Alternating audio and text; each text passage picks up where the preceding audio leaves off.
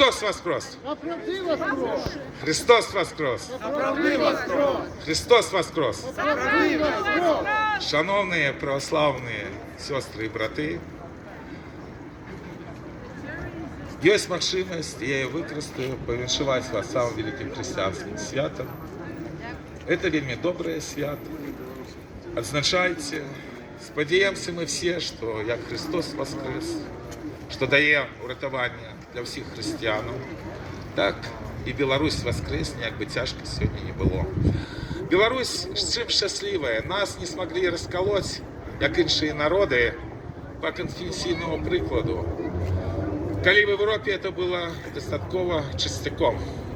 І в Білорусі, звичайно, два великдня, и это добре, есть можливість повіншувати друг друга в это великі святи. Але ж в Білорусі банда.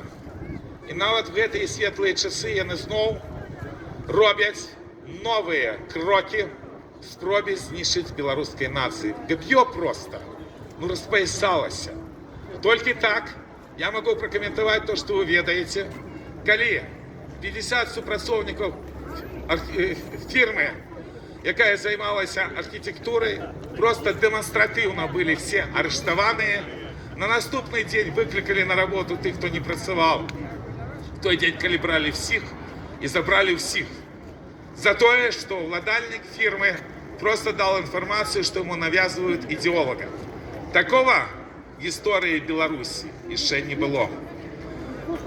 Білоруський народ зараз в абсолютно жахливій ситуації. Поки ми тут стоїмо, обов'язково сьогодні знову когось з білорусів арештують.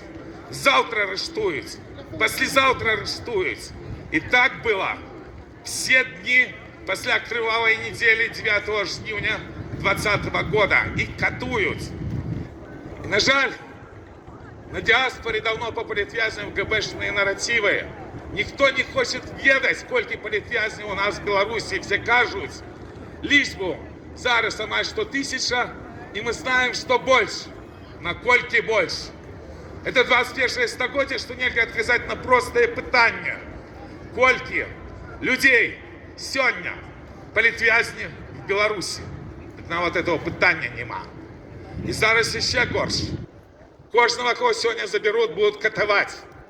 Тому що на діаспорі вже майже офіційно признається новий наратив, що нельзя говорити про катування, бо політв'язнів катують. Тому політв'язнів, на жаль, катували, бо про це мовчать. Катують і ще більш жахливо катувати будуть. Чому? Тому що весь этот террор і репресії мають тільки одну мету. Это как лукашенковская ГБшная банда отмобилизовала белорусов на войну. Политика сегодня связана только с одним, с той будущей войной, которая майже что неизбежна. И там лес белорусской нации жахливый, поки лише есть час. І треба білорусам вийти со сна. Я використовую вже термін московських політтехнологів, які придумали, що до 2020 года білоруси спали. Ратовать свой народ, потому что отрымливается, что мы за межой отрезаны от властного народа и нават не хочем почути, что каже Микола Статкевич. Это вельми небезпечно для всіх, бо наша нація вже має досвід двох сусвітних воїнів. А час жорсткий. Поглядите, які тільки дати на гэтым тижні. Збиття депутатів опозиції, все, починаються репресії. Катынская трагедия. Другая Катынская трагедия. Рух солидарности разом завсёды до 19 года робил национальную управу в Катынь. Мы тады за свои гроши, между іншим. Мы тады подтримливали Европу. Мы тады подтримливали Польшу. Бо мы ведаем, что наш ворог – это есть российский империализм. Праз 2 тижні буде 2 даты. Вельми серьезные. 40 годов Чернобыльской катастрофы. На жаль, меня лёс не літий, просто не літостивий. Лишь бы я шмат не ведал. Потому что, мусить, тут я опошний уже специалист по Чернобылю, который реально займался минимизации наступства Чернобыльской катастрофы. Разом давайте проведем Чернобыльский шлях. Он будет не шматликим, а если как раз 30 годов Чернобыльскому шляху 96, от куль починаються політв'язні. І не тільки Хадика, які вже на небесах, і так само про його пам'ятати треба. І я, але ж пізніше по нашій справі пішло 7 громадян України. І я 3 години шукав в інтернеті прозвища, і во всьому білоруському інтернеті вони цілком зникли, тому що чистять історію Білорусі. Только с одной метой, как не было супротива. Как все думали, что Лукашенко навечно, что треба подписывать паперы, аби рятувати свою шкуру, коли ти в застенках, что нельзя сопротивляться банде.